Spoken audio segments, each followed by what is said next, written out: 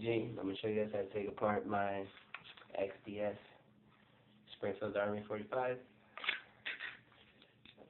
Make sure everything's clear. No bullets in the chamber, visually and physically.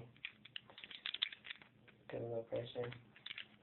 Turn that bad boy up on a 90-degree angle. Should go up automatically. Release it. Right trigger. Comes out. Got it right there. Get a little pressure. Spring comes out. Let's gut. Slide out. Bam, look at that. Goes completely clear. Put this bad boy back together, yeah? Going right there. Want to make sure it's flush. Slide in first. Push right there. Whoop. Got it. Come back here. Slide. Pull back. Release the lever.